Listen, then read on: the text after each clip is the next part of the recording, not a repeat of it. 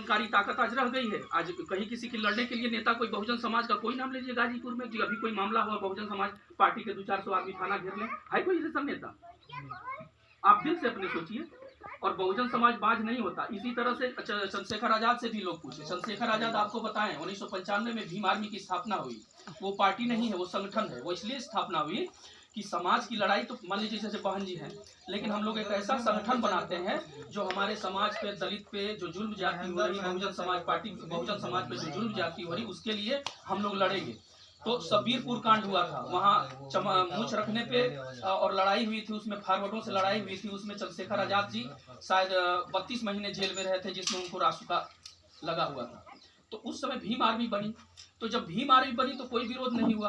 5 साल तक चंद्रशेखर आजाद जी बहन जी से संपर्क करने की कोशिश करते रहे कि हम लोग लड़ रहे हैं समाज के लिए, आप हमारे समाज की अगुआ हैं, आप एक बार हमारे साथ मीटिंग कर लीजिए, आप टाइम दीजिए, हम लोग मिलेंगे आपसे।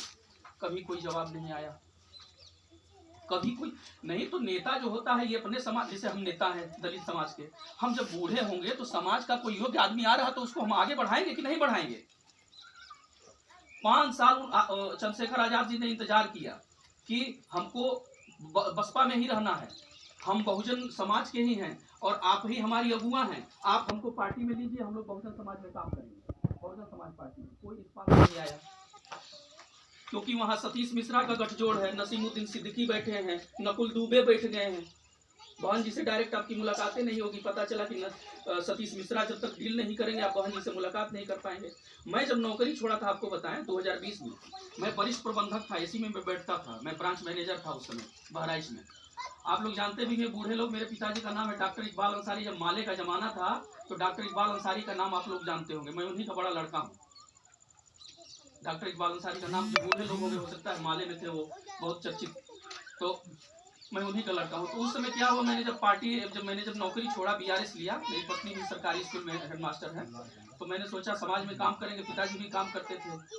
तो हमारी एक बसपा के कोऑर्डिनेटर से बात हुई, तो ये हुआ कि बहन जी से आपकी मुलाकात हो जाएगी, आपको अल्पसंख्यक मोर्चा का 3-4 जिलों का हेड बना दिया जाएगा, आपको 1 लाख का गिफ्ट देना है, 1 लाख ले जाके देना है। तो हमने कहा किसको देना है? तो कहे कि वहाँ रहेंगे कोऑर्डिनेटर लोग, उसके बाद आपकी बहन जी से मुलाकात हो जाएगी। तो हमने कहा हमको मुलाकात नहीं करनी है। आप लोग भी सुनते होंगे कि इधर थैली वाला, जब से ही आए हैं लोग, ब्राह्मण लोग घुसे हैं उसमें सर्वजन हिताय के नाम पे, सारा बसपा बहुजन समाज पार्टी का कलेवर ही बदल गया।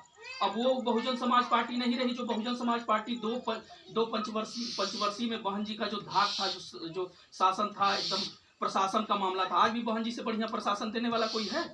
नहीं था उस जमाने में। तो अब वो चीजें खत्म हो गई। अब वो धीरे धीरे होता है ये है कि आदमी बूढ़ा हो जाता है, वो राजनीति नहीं रह पाती, आदमी थक जाता है। तो अपने ही समाज का आदमी जब सारी बातचीत हो गई, बहन जी से कोई मुलाकात नहीं हुई, 5 साल ये कोशिश किए, तो 2020 में उन्होंने कहा कि अब समाज की लड़ाई बिना पार्टी के बनाए लड़ नहीं सकते हम लोग। तो 2020 में आजाद समाज पार्टी बनी।